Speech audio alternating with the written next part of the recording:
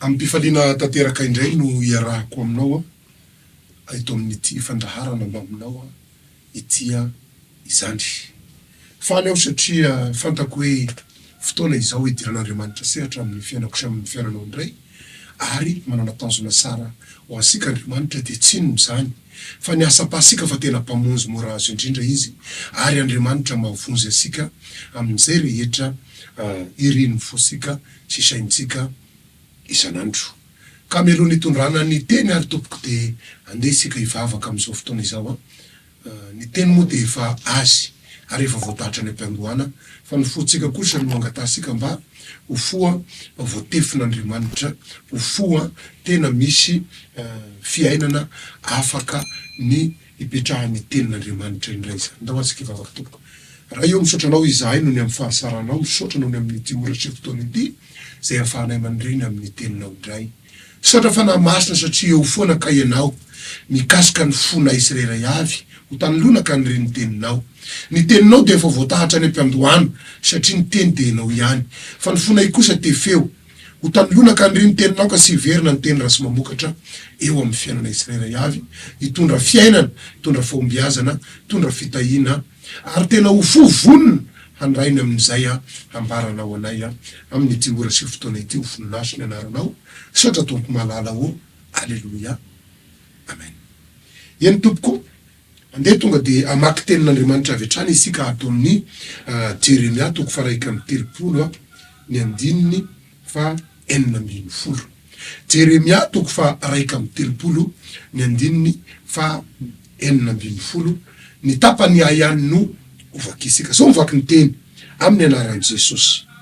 Izao no lazain'i Jehovah: asahary ny fitomanianao sy ny fandasahanao ranomaso, fa isovaliny tokoa ny ataonao hoy Jehovah. Averiko vakina amin'ny anaran'i Jesosy. Izao no lazain'i Jehovah: asahary ny fitomanianao sy ny fandasahanao ranomaso, fa isovaliny tokoa ny ataonao hoy Jehovah. Tiako ny mampahery anao indray androany hitondra teny fampahirezana ho anao, satria ny lohateny ny afatra hoentiko eto dia ny hoe: aza mijanona ao anaty ranomaso, fandeha hianso ny fifaliana avy amin'Andriamanitra.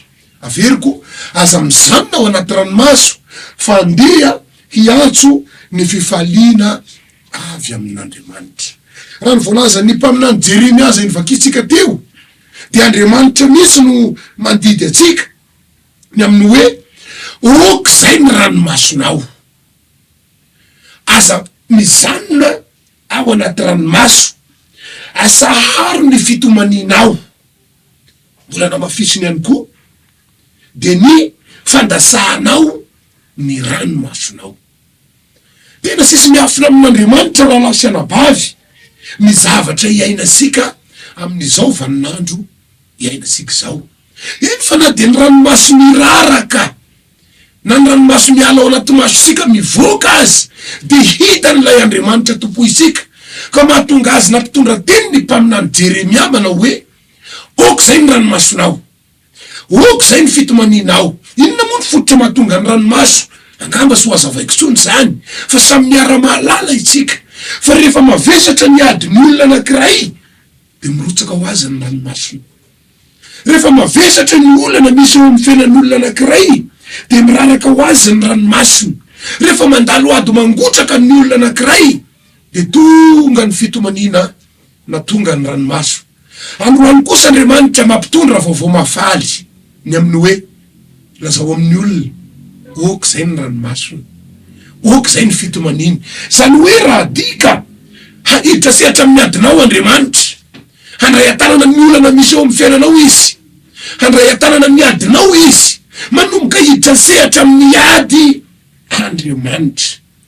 Ny voalazan'ny Baiboly, ato amin'ny Baiboly dia besaka ny tantara izay manambara tantaram-piainan'ny olona niatrika olana goavana, niatrika ady mangotraka, ary ny ainany zany atao hoe ranomaso. Dia ngesika izery tenin'Andriamanitra ato amin'ny Samuela voalohany toko 7:20, ovakiko ny 9:4, de isambikina rehefa avy eo amin'ny 19 ka hatramin'ny 112. Samuel voalohany 17 ny 14.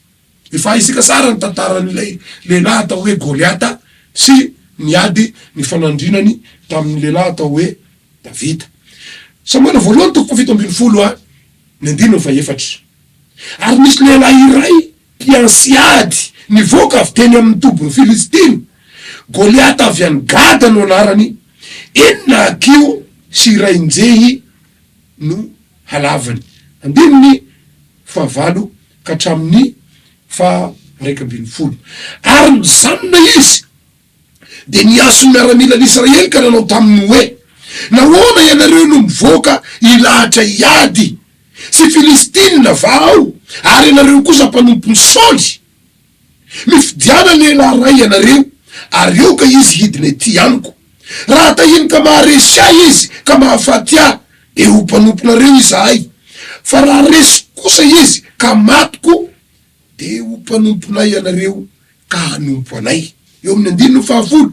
Ary hoy ilay Filistiny, izao efa niaika ny miaramila n'Israely androany, amoao lehilahy ray ahy ady amiko. Ary raha reny Saoly sy ny Israely rehetra zany tenin'ny Filistina izany, de nivadi-po izy ka raiky tahotra loatra. Nosingaiko tao anatin'ny tantara manoloana ny adiny Filistina sy ny zanak'Israely io teny novakiko io mba hitaritako anao fa sy vao ianao no niatrikady, sy vao ianao no niatrika olana, sy hoe io adinao io ihany no ady misy teto amin'ty tany lalovasika ity, na ny ady misy amin'izao vaninandro iainasika zao. Raha voalazan'ny Baiboly novakisika teo tamin'ity Samuela voalohany ity, de nisy adina angotraka anankiray izay nisoratana tao anatin'ny Baiboly, ny adiny fanandrina ny zanak'Israely sy ny Filistina tamin'izany andro zany. Tao amin'ireo Filistina izay nilazaina fa fahavalony zanak'Israely ireo, de nisy lehilahy anankiray ny voalazan'ny Baiboly, lehilahy manana ny maizy azy resaka ady, sady goavana be hoy ny Baiboly, avo be ranjanana be, no nanoloana ny zanak'Israely. Rehefa nanomboka, satria sy mesy hiatrikady ny zanak'Israely, niomana hiatrika ny ady, de zao no tenen'io lehilahy io, fa maninona ianareo no mirotra iady aminay, fa ngasy Filistina izahay, ianareo kosa Israely. Zany hoe te hiteny mazava be ity lehilahy ty hoe, ianareo ane zanak'Israely manana n'Andriamanitra, fa maninona nareo no mirotra iady aminay izay lazaina hoe sy manana n'Andriamanitra. Fa raha Jesosy naozokafako, ny olona manana n'Andriamanitra kaya de fa fantatry ny fahavalony sahady fampandresy. Ny olona manana n'Andriamanitra kaya de fa hitany fahavalo sahady, fa ny olona tena manana n'Andriamanitra sy mba resy amin'ny ady zany. Fa nenina ady misy ao aminy, ny fahavalo misy ny mahalala, fa natokana ho mpandresy ny olona miaraka amin'Andriamanitra. Fa vao mafaly no marako anao, raha tena miaina miaraka amin'Andriamanitra ianao mpandresy isika. Ina ihany koa ny zavatra nambaran'le Goliata, zao ny nambarany, sy ianareo rehetra no andeha hiroso iady aminay, ary sy zahay rehetra no hiroso iady aminareo, fa andeha atao ady raisaray izy ty, tahaky ny fiteniny zatovo am'izao vaninandro ianasika zao.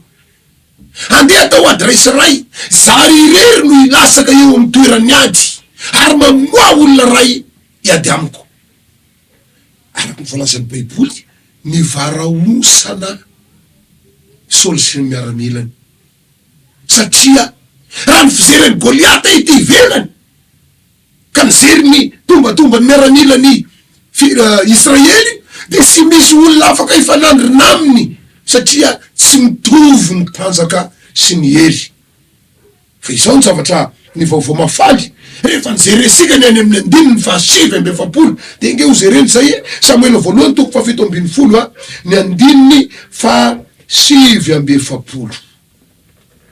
Zao ny zavatra nisy rehefa vonona i Davida hiady tamin'io Goliata io, de zao ny zavatra ny teniny soratan'ny Baiboly eo amin'ny 7:7.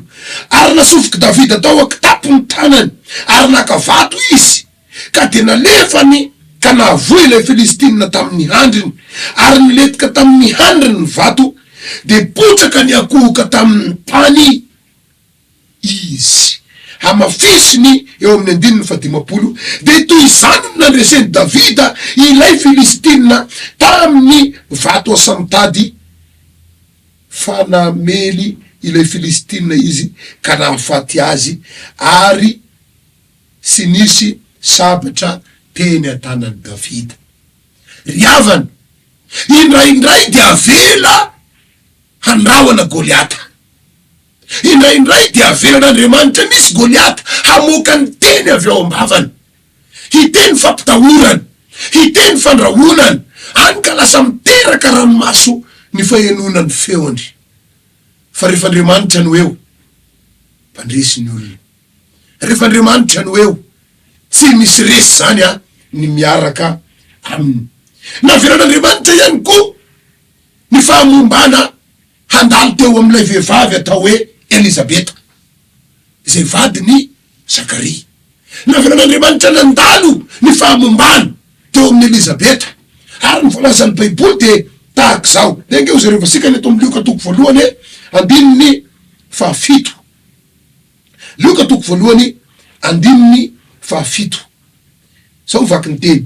Ary sy nananjanaka izy fa momba Elizabeta ary samy efa antitra izy mivady. Sy nananjanaka Zakaria sy Elizabeta, navelan'Andriamanitra niseho ny fahamombana, sy nananjanaka izy ireo tao anatin'ny ranomaso ity vehivavy atao hoe Elizabeta, satria ny fahanterana efa mbiakoditra izy ireo. Raha ny zavatra nisy de tahaka ny hoe tena sy mijery azy ve Andriamanitra, tena sy miaino azy ve Andriamanitra, fa maninona ny mandalo eo aminy zao fahamombana izao. Fa vaovao mahafinaritra raha lasa nabavy zao voalazan'ny tenin'Andriamanitra eo amin'ny 7:10. Hoy ny teny fa hoy ilay anjely tamin'ny Zakaria, aza matahotra Zakaria fa efa noenona ny fangatahanao, ka Elizabeta vadinao de hiteraka zazalahy aminao ary John no atao anarany. Mahafinaritra be vaovao rehefa tonga ny tenin'Andriamanitra de io tenin'Andriamanitra io no mamafa ny ranomaso teo amin'ny mason'ilay vehivavy atao hoe Elizabeta, ary ny anjely no nitondra ny teny ka nipaka tao am-pony Zakaria zay nilaza manao hoe esory ny tahotra, esory ny aia, tonga ny tenin'Andriamanitra, aza matahotra ianao fa ny vadinao de hiteraka zazalahy ary ny anarany atao hoe John. Riavana ny olana misy aminao io io ady misy aminao io Andriamanitra efa nampitondra teny fa fao ny ranomasonao, esory eo aminao ny ranomasonao. Ino anao zava-mahagaga Andriamanitra. Tiako raha tena anaraka an'izao fandarana izao hatramin'ny farany ianao, satria hitondra anao bebe kokoa ao anatin'ny tian'Andriamanitra tongavana, indrindra manoloana an'io ranomaso io, indrindra manoloana an'io fitomanina io, hamafany ranomasonao Andriamanitra androany. Fa mialohan'ny tena hidirako ao anatin'ny famelabelarana ny teny tian'Andriamanitra hoentina mba hitondra sika iaina ao anatin'ny fifaliana sy ny fahombiazany, de ndeha anaraka hira anankiray itsika mba tena hitondra sika ao anatin'ny fifantohana amin'ny fianonany hafatra izany. Dao ary sika tompoko.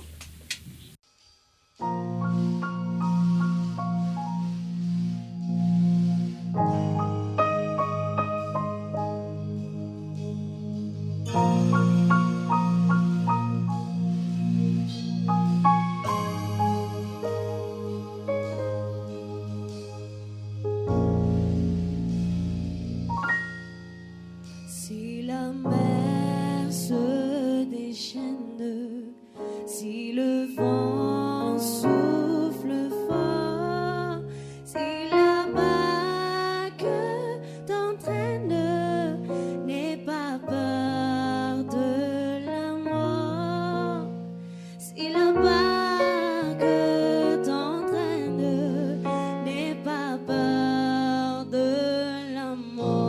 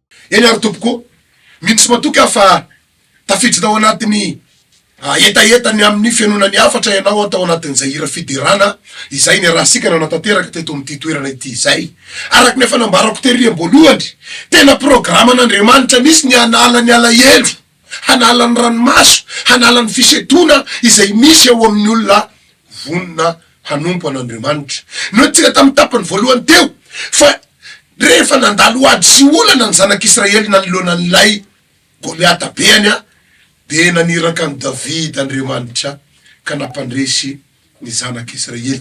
Nenosika tamin'ny teny ovakisika faharoa ihany koa fa nampandalovina teo amin'ny Zakaria sy Elizabeta ny alahelo sy ny tahotra satria momba izy ireo efa tao anatin'ny fahanterana izy ireo nefa mbola sy nahazo zanaka ihany fa rehefa tonga kosa ny anjely nitondra teny mahafaly manao hoe aza matahotra ry Zakaria fa efa nenona ny fangatahanao hiteraka ny vadinao izay momba hiteraka zazalahy ny anarany atao hoe John de niala tamin'izy ireo ny ranomaso niala tamin'izy ireo ny fitomanina afaka tamin'izy ireo ny tebiteby sy tahotra indro ny vadika fifaliana lehibe izany tiako ny mampahery anao androany mety efa mitazana anao ny manodidina anao mety efa mijery anao ny mpiaramonina aminao mety efa miandry ny fianakaviana hanao ahoana ny fiafaran'ny tantarany ty namana ity efa miandry ny fiazeranao angamba izy sao voalazany Romanina toko favalo andiny ny fahasivy ambin'ny folo Romanina toko favalo andiny ny fahasivy ambin'ny folo fa izao zavatra rehetra izao de samy maniry fatratra ka miandry ny fampisehoana ireo zanak'Andriamanitra fa izao zavatra rehetra izao de samy miandry fatratra ka miandry ny fampisehoana ireo zanak'Andriamanitra miandry fatratra ny manodidina miandry fatratra ny zava-misy hoe hanao ahoana reny toy ny tantaram-piainatsika io hoe hanao ahoana reny toy ny ho avitsika io hoe fa vao mahafaly no ambarako anao ho sara lavitra ny toy ny tantaram-piainatsika io ho any amin'ny fahasarana itsika io Andriamanitra efa mitondra asika ho any amin'ny fahasarana ka na de ady sy olana aza ny misy androany sainy zao tantara ambarako aminao zao fa Andriamanitra afaka ny amonjy asika Andriamanitra afaka ny amany ny olana misy eo amin'ny fiainasika Andriamanitra afaka ny anasitrana asika Andriamanitra afaka ny ampandresy asika andesika izery tenin'Andriamanitra anankiray atao amin'ny Rota toko voalohany ovakiko ny andininy fahasivy ambin'ny folo ka hatramin'ny faharaiky amby roapolo Rota toko voalohany ny andininy fahasivy ambin'ny folo ka hatramin'ny faharaiky amby roapolo sao mivaky ny tendry ary nandeha izy mianaka mandrapatonga ny tany Betlehema ary rehefa tonga tany Betlehema izy de taitra taminy ny tanàna rehetra ka hoy ny vehivavy hoe Nomy vare ity fa hoy izy taminy aza atao hoe Nomy intsony aho fa ataovy hoe Mara satria mangidy indrindra no nataony sy to tamiko ity tantarany vakiko aminao ty de tantaran'ilay vehivavy anankiray atao hoe Nomy inona moa ny zava-nisy taminy raha ny voalaza eto handeha iverinao any amin'ny taniny izy oza vaiko amin'ny tapany ambany rehefa avy eo ny zava-nisy tamin'ny tantaram-piainany fa amizao de alazavany ty resaka ny resahana ity manana anarana hoe Nomy ity vehivavy ity io Nomy io raha dika hoy ny baiboly de hoe tsara tarehy na ihany koa olona manana maizy azy na ihany koa vehivavy tena ranjanana vehivavy tena de ho teneniko hoe mpandresy vehivavy tena olona manana maizy azy anarana manambara fahatsarana rehefa niverina nefa ty vehivavy ity avy tany niverina ny Betlehema araky ny voalaza teo ka tonga teo am'le tanàna misy azy de ino fa misy vehivavy maromaro nahita azy ary nahafantatra ny anarany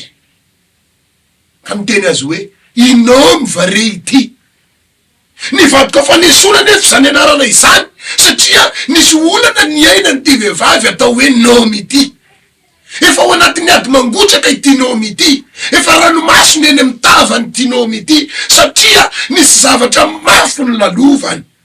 Any ka izy ihany no tanatafateny tamin'ny vavany nanao hoe ka re olona marina, aza atao hoe Naomi tsony ny anarako, fa tovy hoe mara. Ny mara indray de sy inona fa mangidy ny dikany. Ity vehivavy ity misy no miteny tamin'ny olona ny resaka taminy hoe efa sy mamy tsony ankehitriny efa sy misy zavatra tsara itsony ny fiainako ankehitriny efa mangidy re ankehitriny ka re olona aza soisona am'zany tsara izany tsony ny anarako aza soisona am'zany hoe mamy zany tsony ny anarako fa tovy hoe mangidy aho satria efa mangidy ny fiainako ankehitriny. Andriamanitra tery am-boalohany ny teny hoe zay ny ranomasonao, zay ny fitomaninao, zay ny nenanao tao anatiny olana sy ny ady, fa indro anao zava-mahagaga Andriamanitra. Ity vehivavy ity rehefa niainan'io zavatra niainan'io de ranomasony naneny ka nitavany. Inona moa ny zava-nisy teo aminy? De nkeo zay rehefa sika ny tantarany io rotatoko voalohany io ihany ovakisika eo amin'ny rotatoko voalohany manomboka amin'ny andininy voalohany. Ovakiko somary malakilaky satria somary lavalava ny teny. Ary tamin'ny andro ny saran'ny mpisara de nisy mosary teo amin'ny tany, ary nisy lehilahy avy tany Betlehema ny Joda nandeha nivahiny tany amin'ny tany Moab. Lehilahy avy tao amin'ny Betlehema ny Joda nandeha nivahiny tany amin'ny tany Moab, de izy sy ny vadiny mba amin'ny zanany roa lahy. Elimeleka no anaran-dra lehilahy, ary Naomi no anaran'ny vadiny, ary ny anaran'ny zanany roa lahy kosa de Malona sy Kilona Efratita avy any Betlehema ny Joda izy ireo. De tonga tany amin'ny tany Moab izy ka nitoetra tany eo amin'ny andininy fahatelo. Ary maty Elimeleka vadiny Naomi, ka izy sy ny zanany roa lahy ihany no sisa. Ary nakavady tamin'ny vehivavy Moabita izy roa lahy, Orpa no anarany anankiray, ary Rota no anarany anankiray. De nitoetra tany Moab tokony ho 10 taona izy, ary maty koa izy mirahalahy, de Malona sy Kilona, ka de Naomi zafady ka de namoy ny zanany roa lahy sy ny vadiny raha vehivavy izay atao hoe Naomi. De niainga izy sy ny vinatovaviny ka nody avy tany amin'ny tany Moab, fa efa reny ny tany amin'ny tany Moab fa nivanginy Jehova ny olony ka nomeny haniny. De niala tamin'izay toerana, tamin'izay nitoerana izy, ary ny vinatony roa vavy koa niaraka taminy, ary nandeha teny an-dalana izy hiverina any amin'ny tany Joda. Hatreo aloha no vakiko. Raha mivalazan'ny Baiboly de olona avy any amin'ny avy tany amin'ny tany Betlehema ny Joda ireto olona ireto, zany hoe zanak'Andriamanitra, zanak'Israely miaina ao Betlehema. Saingy rehefa nanana olana ara-pivelomana izy ireo de ohatran'ny olona rehetra eny mba nitady vahaolana, ka nitady vahaolana nakaizy nakany amin'ny tany Moab. Sy nahafantatra ny tantaran'ny tany Moab, sy mahafantatra ny zava-misy any amin'ny tany Moab, fa noentiny saina sy nieritreritra fotsiny hoe andeha mba hanao an'izao, andeha hafanao ny zetilisa, andeha ho any amin'ny tany ny zetilisa, fa any mety mampahomby atsika. Fa raha Jesosy sokafako androany, ny atao amin'i Jesosy ihany no mahasara anao, ny miaraka amin'Andriamanitra ihany no mety amintsika. Fa aza manao ny fanao ny hafa mety mahomby ny hafa any amin'izay ataony, avelao izy ahomby amin'izay ataony, fa ny mampahomby atsika de ny miaraka amin'Andriamanitra. Izy menakavy kely ireto de nakany amin'ny tany Moabita, nefa io Moabita io raha jerena ny tantara de manana ny tantarany le le firenena atao hoe Moab, na niponina atao aminy zay Moabita. Inona moa ny tantaran'izy ireo? Atao amin'ny Genesis toko 7:20, Genesis toko 7:20, ny andininy manomboka amin'ny andininy 17 de mitantara tahaka izao ny Baiboly. Ny Siramandry de ny hoe ny nandohan'ny firenen'ny Moaba sy Amona eo amin'ny andininy 17.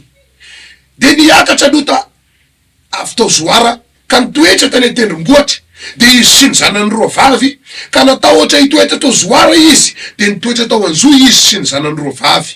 Ary hoe ny vavy matoa tamin'ny zandriny. Efa antitra izao raha isika ary sy misy lehilahy ambonin'ny tany anambady asika araky ny fanaon'ny tany rehetra. Andeha ampisotrosika divainy ray isika de andry aminy isika ananasika fara avy amin'ny ray isika. De nampisotro ny divainy rainy tamin'iny alina iny de niditra ny vavy matoa ka nandry tamin'ny rainy, ary izy sy nahafantatra izay nandriny na izay ny foazany. Ary noho ny ampisony iny de hoy ny vavy matoa tamin'ny zandriny, iny rehefa nandry tamin'ny ray tsika alina, aoka ampisotrosika divainy ray izy anio alina, de midira ianao ka mandry aminy hananasika fara avy amin'ny ray isika. De nampisotro ny divainy ray ny rainy tamin'iny alina iny de nitsangana ilay zandriny ka nandry tamin'ny rainy, ary izy tsy nahafantatra izay nandriny na izay ny foazany. De samy nanananaka tamin'ny rainy ny zanaky lota roa vavy, de niteraka zazalahy ny vavy matoa ka ny anarany nataony hoe Moaba. Izy no rainy Moabita mandraka ankehitriny. Ary ny zandriny koa de niteraka zazalahy ary ny anarany nataony hoe Benamy. Izy kosa no rainy taranaky ny Amona mandraka ankehitriny. Raha io tantara io raha lasana bavy a, ny fiandohan'ny Moabita de niainga tamina toetra tsy nifanaraka tamin'ny sitrapon'Andriamanitra. Any ka niteraka olana io Moabita io satria vokatry ny fiainana sy ny fanaraka tamin'ny sitrapon'Andriamanitra ny antony naharina azy. Voalazany baiboly aza fa niteraka ozina ho an'io taranaka io a izao fomba sy toetra ratsy ny ainan'izy ireo zao. Inona moa voalazany baiboly ny ozina hita teo amin'ny fiainan'izy ireo? Ato amin'ny Deutéronome atoko 7:20 de izao ny voasoratra: ny zaza sarotsy tsy mahazo miditra amin'ny fiangonan'i Jehova na de hatramin'ny taranany 115 aza de sy ahazo hiditra amin'ny fiangonan'i Jehova. Zany hoe ity taranaka Moabita ity de sy nahazo miditra tao amin'ny fiangonan'i Jehova. Zany hoe raha dika de olona sy navelan'Andriamanitra ifandray taminy, olona nisy oziny sy nahazo nifandray tamin'Andriamanitra. Zao hoe koa ny voasoratra ato amin'ny Isaia 5:5. Isaia 5:5 ny soramandry de ny hoe faminaninany amin'ny loza anjoan'ny Moaba. Eo amin'ny 1 faminaninany amin'ny loza anjoan'ny Moaba, fa tamin'ny indray alina no nandravana ny Ara-Moaba ka fongotra izy, fa tamin'ny indray alina no nandravana ny kiran'ny Moaba ka fongotra izy. Voalazan'ny baiboly mazava be fa ny tanànan'ny Moaba, ny fianakaviana Moabita de olona misy oziny. Nefa nivakisika tamin'ny rota teo amin'ny 1 Elimeleka sy ny ankohonany de nandeha ila ravinahitra tany amin'ny tanin'ny Moaba. Zany hoe nandeha tamin'ny tanàna misy ozina, na tamin'ny faritra misy ozina, na tamina fianakaviana misy ozina.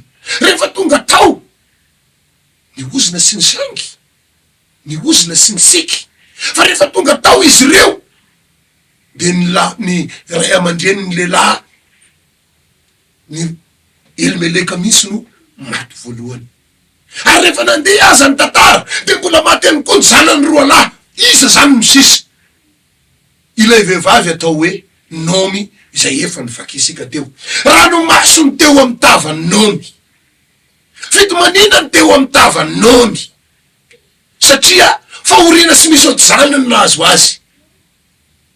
Satria tao amin'ny tanin'ny Moaba misy ozina no nandeha amelotena ry havanao. Mety anaty ranomasina ao ankehitriny, mety eo anaty alahelo sy zakazakaina anao ankehitriny, vokatry ny ady misy ao amin'ny fiainanao sy ny fandehananao mitady vahaolana amin'ny zavatra sy mifanaraka amin'ny sitrapon'Andriamanitra. Ny vahaolana ao atsika fa izao fotoana iainasika zao, izao vaninandro iainasika zao, de fa tokony andro itodiasika amin'Andriamanitra ila nahary asika. Andro tokony itodiasika amin'Andriamanitra ilay tompoisika. Andro tokony itodiasika amin'Andriamanitra izy no nahary tongotra aman-tanana asika, ary izy ihany koa androany mbola mandefa teny hoe hamafany ranomasosika. Ireto fianakaviana ireto de nitady vahaolana tahaky ny olona rehetra ihany. Nieritreretiny vahaolana de tahaky ny vahaolana hitan'ny hafa izay sy manana an'Andriamanitra. Ka rehefa nandeha tany nefa izy de olana miampy olana no hita satria vaolana ny tadiavina nefa olana goavana no hita. Zavatra nisy aza mo de nisy an'le tantarany vakiko anao mikasika ny nomy teo na de ny anarana tsara zay no entiny de tia no fafana teo amin'ny fiainany satria menatra izy noho ny amin'ny tenany, menatra izy noho ny amin'ny zava-misy eo aminy ka de tiany ho mangidy hatramin'ny anarany. Mety izany no mahazo anao ankehitriny. Olona mbananana izy azy anao teo aloha, fantatry ny olona ny tantaram-piainanao teo aloha, na ny olona aza de vakivava misy ny aminao satria mety mivarotry ianao nandehabe ny senanao nefa ankehitriny tahaka ny sy misy zany. Mety tsy haiko, mety mpampianatra ve ianao tena naniry ny toerana nisy anao io ny olona teo aloha nefa ankehitriny ianao ndray lasa mangataka esy mangataka eroa am'izao vaninandro iaina sika sao.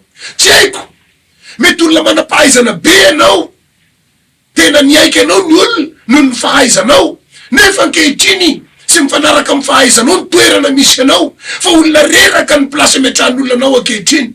Indraindray ara de mitsoka anao ny olona satria ny fahitan'ny olona anao de olona angataka, fahitan'ny olona anao olona itsosa, fahitan'ny olona anao olona sy azo atao namana. Riavanao, mbola misy fanantenanany aminao. Tafaradarana am'ty fandarana ity anao ankehitriny de anangana ny fiainanao Andriamanitra de amozy an'io mombanao io izy.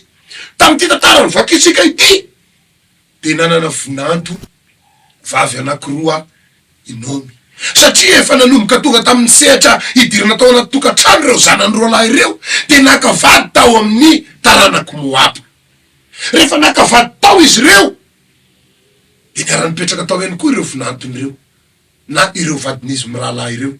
Saingy rehefa tafiditra tao amin'ny tokantrano izy reo mbola sy niteraka akory maty ilay novadinandenge izy rehefa sika nytoy ny tantara vakisaka ihany le rota toko voalohany zay nivakisika teria hotoizako zany ny famakina azy amin'ny andininy satria sika ny sahatra teo de hotoizasika ny famakina azy amin'ny andininy fahasivy zafady andininy fahavalo. Aroinao mi tamin'ny vinantony roa vavy, andininy fahavalo, aroinao mi tamin'ny vinantony roa vavy, andesa mody any amin'ny trano reninareo avy anareo mba ho soaviny Jehova ne anareo arak'izay efa nataonareo tamin'ny maty sy tamboko. Omeny Jehova tokantrano ne anareo ka hita fiadanana amin'izay trano ny vadinareo avy de nanoroka azy nomy ary izy roa vavy de samy nanaratra ny feony ka nitomany. Andininy fahavolo de hoy izy roa vavy taminy iara-miverina aminao tokoa izahay ho any amin'ny firenenao fa hoy nomy miverena ihany anareo anaka nahoana no iara-mandeha amiko anareo mbola misy zaza lava ato kiboko mba ho vadinareo. Miverena ihany anareo anaka ka mandehana fa efa antitra aho ka sy ahazo vady intsony tsy akory raha hoy za hoe manatena ihany aho enina de anambady an'io alina zao ka hiteraka zazalahy. Moa andry azy mandra-pahalehibe ny vai anareo ka izanona sy anambady tsy anaka fa mangidy lavitra no nanzoay noho ny manzo anareo fa ny tanany Jehova efa naiziny amely ahy. De samy nanandratra ny feony izy roa vavy ka nitomany ary orpa de nanoroka ny rafozany vavy fa rota kosa ny fikitra taminy ary izy indro ny raha vavinao lasa nody ho any amin'ny fireneny sy ny Andriamaniny ka mba miverena koa ianao anaraka ny raha vavinao fa hoy rota aza manery andao anao sy ala amin'ny fanarahana anao aho fa izay aleanao no aleako ary izay itoeranao no itoerako, ny firenenao no fireneko ary ny Andriamanitrao no Andriamanitro. Izay tany afatesanao no afatesako sady ihany koa no andevenanay ataony Jehova amiko ane izany eny mihoatra noho izany aza rasy ny fahafatesana ihany no ampisaraka asika. Raha io tantara io de misy zavatra mahafinaritra ambarany tenin'Andriamanitra. Izy roa vavy de samy nanandratra ny feony tamin'ny voalohany hoe sy ala aminao zay renomy a anaraka anao am'izay toerana misy anao zay fa raha mbola namerina nomy a nilaza hoe sy ho isy zaza ho hitanareo itsony ny ato kiboko hoe le vehivavy atao hoe Orpa de nandao any nomy fa irota kosa dia misy fahatakarana tao aminy sy amin'ny maha olona nomy no anarahany anomy fa nambarany tsara tamin'ny teny nambarany teo, ny Andriamanitra hivavahanao no hivavahako. Ry havana, ilay Jehovah Andriamanitsika mahavonjy asika. Noho izay teny tao anatin'ny rota izay no nahatonga an'Andriamanitra namindra fo taminy, na de taranaky Moaba aza izy, na de taranaky ny olona voaozina aza izy, eo nanapa-kevitra hanompo an' Jehovah Andriamanitra de namindra fo taminy Andriamanitra. Sy haiko ny toerana misy anao ankehitriny anao manaraka amin'ny fandaharana, fa Jehovah Andriamanitra, Jesosy Kristy zay toriko aminao de afaka ny hamonjy anao, na de efa ao anatin'ny ozina aza ny fiainanao ankehitriny. Sapanao hoe tsy fantako, ozony fantrana ve misy aminao, tsy fantako, ozony fahampitena ve misy aminao, tsy fantako, ozony faharavana ve misy aminao, tsy fantako, mety ozona fahafatesana misy aminao, satria zay rehetra ataonao de maty akaranany avokoa. Raha manompo an' Jehovah ianao ka mino an' Jesosy Kristy tompo mpamonjy fiainanao, iverina hanafaka anao Andriamanitra, amonjy anao Andriamanitra, satria ilay vehivavy atao hoe Rota voalazan'ny Baiboly namonjy azy Andriamanitra. Te hamonjy asika Andriamanitra, te hiditra sehatra amin'ny fiainasika izy, mbola programany ny hita asika. Marina fa mety efa mitazana asika ny manodidina amin'izao vaninandro iainanao zao, mety efa miandry ny fahalavona izy, mety miandry ny fahampitehana izy, mety miandry ny faharavampiainana izy. Manana fanantenana fa hanafaka atsika Andriamanitra, sy ho voatazo ny olana sy ny ady io ianao, sy ho voatazo ny aretina misy io ianao, sy ho voatazo ny zavatra ady mangotraka mampitomany anao io ianao. Say le teniny angasika tery am-boalohany, Jehovah Andriamanitra misy no mandefa teny, ok zay ny ranomaso, fafao ny ranomaso, ok zay ny fitomanina. Fotoana izao anafan'Andriamanitra asika eo am-pelantanany fahavalo, fotoana izao anafan'Andriamanitra asika eo am-pelantanany zavatra rasy maro isan-karazany eo amin'ny fiainasika. Raha mino an' Jesosy ianao de hanafaka anao izy, satria efa programan'Andriamanitra mihitsy ny hamonjy asika.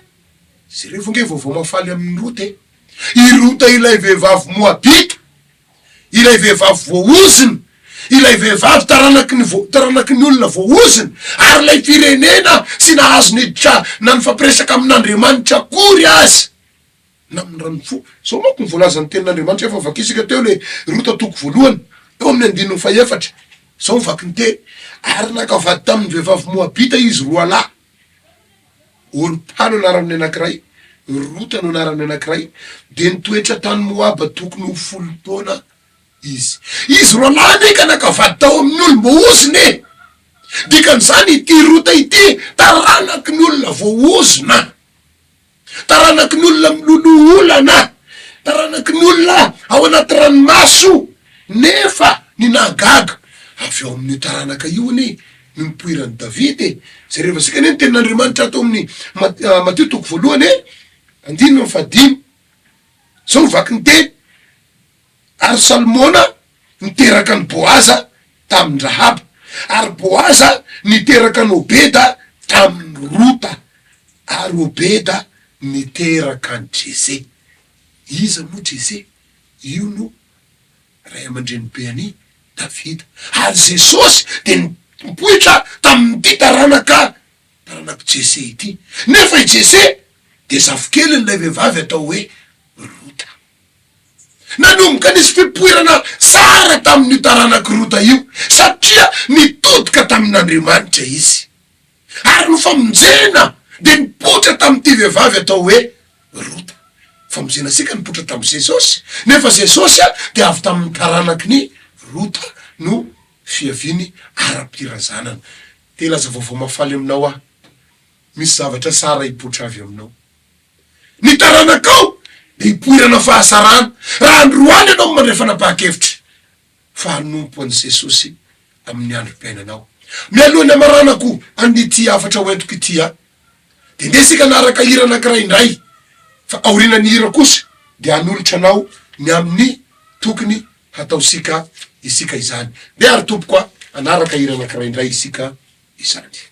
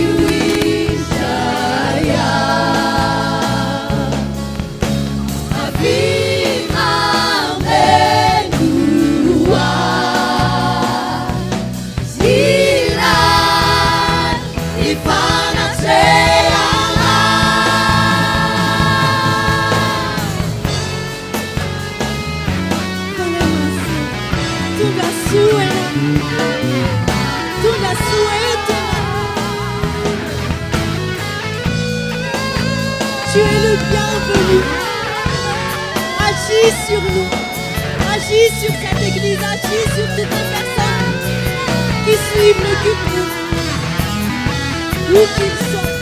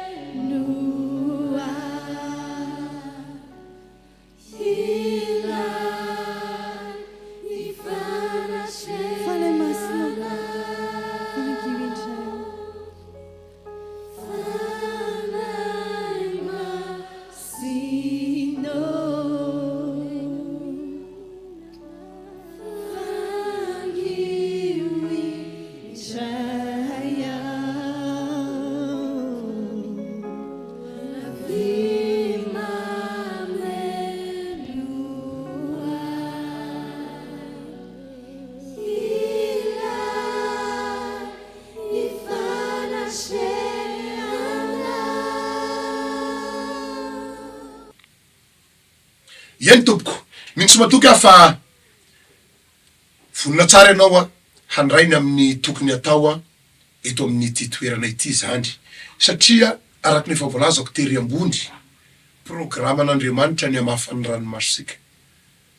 Tsy ny ranomaso miala eo amin'ny maso ihany anefa, fa dikan'le teny hoe hamafa ranomaso, de hivadika fifaliana ny ranomasonao lasa teo aloha. Hivadika fahombiazana ilay endrika faharesena teo aloha. Hivadika fahombiazana ilay ady nangotraka nampitahotra sika teo aloha. Tahaky ny tantaran'le olona maromaro visivisy ny tantaraina tao anatin'ny Baiboly, zay efa nazavaiko anao teo aloha. De ho sapanao fa ampandresanao Andriamanitra. Inona kosa nefa ny tokony ataotsika mba hitondra sika ao anatin'ny fandresena. Raha ny voalazako tamin'ny tantaran'ny Rota teo, de i Rota mihitsy no ny safidy hanompo an'Andriamanitra, nambarany tamilay vehivavy atao hoe Naomi, ny hoe ny Andriamanitrao no Andriamanitro. Raha tena manapa-kevitra fa handray an Jesosy amin'ny fonao ianao, hanompo azy amin'ny fonao, ka sy hiala amin'ny fanarahana azy, de io vitantaram-piainanao io. Maro ny olona kehitriny milaza amin'ny tenany fa kristianina. Maro ny olona kehitriny milaza amin'ny tenany fa efa mivavaka. Saingy ny fiainany mbola eo ambany ny oziny. Saingy ny fiainany mbola eo ambany ny olany. Saingy ny fiainany mbola feheziny ny ady. Saingy ny fiainany mbola ao anaty ranomaso. Rehefa sy misy olona de miraraka ho azy ny ranomaso. Rehefa misy olona de miezaka mamafa ny ranomaso mba sy ho fantatry ny hafa hoe mbola ao anatiny ady mangotraka.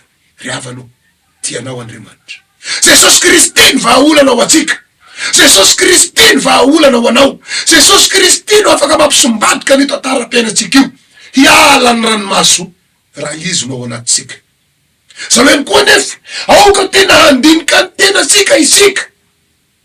Am'izao vaninandro renasika sao. Sao mbola ao anatin'ny vahoan'ny olana. Sao mbola any amin'ny tany Moabita. Sao mbola any amin'ny tany voaoziny. Sao mbola any amin'ny tany efitra ny fiainasika. Tineo ange zao teny sao hoe Romanina toko 7. Romanina toko 7 manomboka amin'ny 9 ka hatramin'ny 7. Zao mivaky ny teny. Ry rahalahy, ny riny fokotry ny angatahako amin'Andriamanitra ho an'ny reny de famonjena.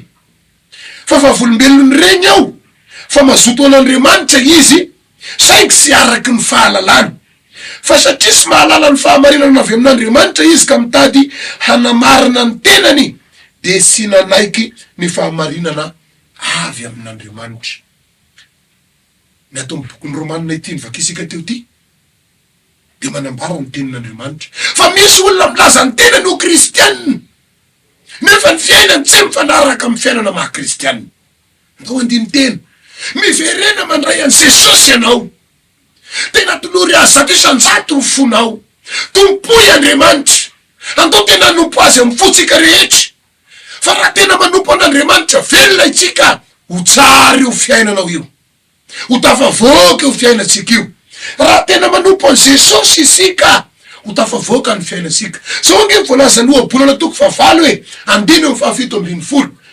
Ohabolana toko 9 2:7. Tiako zay tia aho i Jesosy, ary izay fatrapitady aho de ahita. Rehefa tena tia an Jesosy ianao, izy koa tianao. Rehefa tena manompo azy amin'ny fonao manontolo ianao, izy koa vonina anao soa anao. De hanasitrana an'io aretinao eo izy.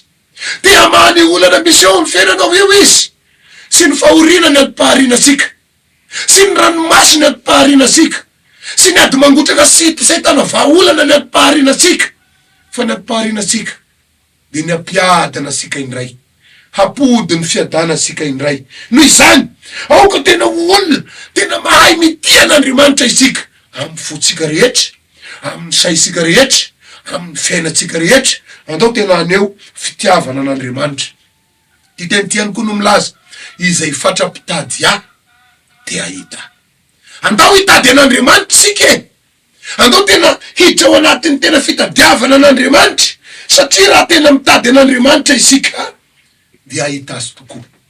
Ho anao zay efa tena manompo an'Andriamanitra kosa, nefa mbola manana ady sy olana kehitriny, de zao mivolazan'ny tenin'Andriamanitra ato amin'ny Salamo 7:7. Salamo fafito amby telopolo andininy fafito. Miatombena tsara miandry an Jehova ianao ka manantena azy. Aza tezitra amizay ambinina amin'ny lalany de amizay olona manao ny saindrasiny. Miatombena tsara miandry an Jehova. Fa vao mafaly fotoananao zao handray valim-bavaka ianao io. Ny vavaka efa nasandratra ohatra amizay eo am-pelantanan'Andriamanitra satria ny teniny angasika teo de ny hoe ok zay ny ranomasonao. Ho azonao io vavaka nangatanao iny rahalahy. Ho azonao io vavaka nangatanao io ranabavy. Ny anjaranao miandrasa an Jehova. Aoka tena iandry azy amin'ny fonao rehetra, amin'ny sainao rehetra, fa vonona hamaly anao Andriamanitra. Tapitra sahady moa ny fotoana niarahako taminao teto amin'ity toerana ity. Ivavaka sika isotra an'Andriamanitra aorinan'izay de anao filazana foya aminao. Raha io misotry velona ianao Jesosy. Ianao no amafany ranomasony ty olona manaraka amin'ny fandaharana ity. Satria ianao no nampitondra teny nilazany amin'ny hoe ok zay ny ranomaso, ok zay ny tomany. Noho izany ankehitriny tompo mangataka ao. Esory amin'ny olona io ny olany. Esory ny adiny Jesosy eo manafahazy ny ray ianao. Satria ianao le Andriamanitra sy miova. Mahay manova ny tantara-piainan'ny olona tany aloha. Mahay manova ny tantara-piainan'ny olona ankehitriny. Ary mbola mahay manova ny tantara-piainan'ny olona amin'ny ho avy. No angatahako ankehitriny anova ny tantara-piainany. Foanako ny hery mifanaratsy mitondra lahelo. Foanako ny hery mifanaratsy mitondra aiazy tahotra. Misy kosa fahasarana amin'ny anaran'i Jesosy. Foana ny ranomaso miditra amin'ny fifaliana. Sotra tompo averina aminao voninahitra sotra Jesosy io. Amen. Yen tompoko raha sitrakao de mamela mba anao filazana foya eto amin'ity toerana ity.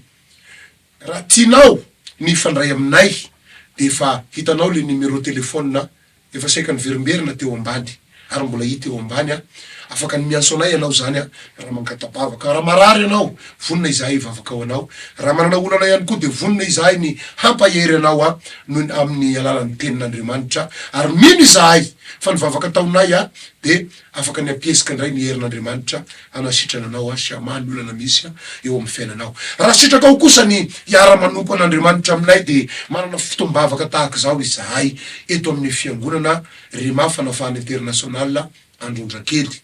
Miditra amin'ny enina ny alahady ka mirava amin'ny valora maraina ary miditra amin'ny valo mirava amin'ny folora, miditra amin'ny folora mirava amin'ny rombiny folora ny tapany maraina. Ny tapany hariva kosa de miditra amin'ny rombiny folora mifarana amin'ny roora ary miditra amin'ny roora mifarana amin'ny efatrora. Saika ahitana vavaka fanafana avokoa ireo fotoana ireo satria maninona fotoana anafan'Andriamanitra isika izao ka anasana ianao zay manana olana sy manana ady hoentony marary hivavahana fa mino izahay fa asitranazy Andriamanitra satria fa maro ihany koa ny olona mitondra ny marary ny tao amin'ity fiangonana misy anay ity ka sitrana. Noho izany asainay ianao manana olana sy manana ady hitondra ny olana misy eo aminao hoentsika mambavaka fa anasitranazy Andriamanitra. Ny alasinainy maraina de manana fotoam-bavaka fohy izay nomenay ny lohahevitra manao hoe herinandro mahagaga izahay miditra amin'ny enin'ora maraina io ka mifarana amin'ny fito hitondrasika mambavaka ny herinandrotsika. Efa maro nahita fahasarana tao anatin'izany, maro nahita fahagagana ny amin'ity fisin'ity herinandro mahagaga ity. Ny talata sy ny alakamisy kosa de misy vavaka fifadikanina izay hitondranasika amin'ny fitombona ara-panahy. Hanafananao ihany koa amin'ny aretina sy ny olana misy eo amin'ny fiainanao satria Jesosy misy ny nampianatra asika fa sy mety io anankiray karazany raha io de sy resy raha sy amin'ny vavaka sy fifadikanina. Ka de manatanteraka an'izany isika atao amin'ny fiangonana Refy Androndrakely isaky ny talata manomboka amin'ny valora maraina mifarana amin'ny rombiny folo moa zany ny amin'ny tapany maraina. Tapany hariva kosa de misy fotoam-bavaka izay iarahana amin'ny mpanompon'Andriamanitra maro ny amin'io fotoana io ihany zay anasana ianao izany. Zay ary tompoko ny fotoana niarahako taminao ka te ametraka ny mandram-piona ny tanan'i Jehovah Andriamanitra ny ombanao sy aranao ndray samotahin'Andriamanitra.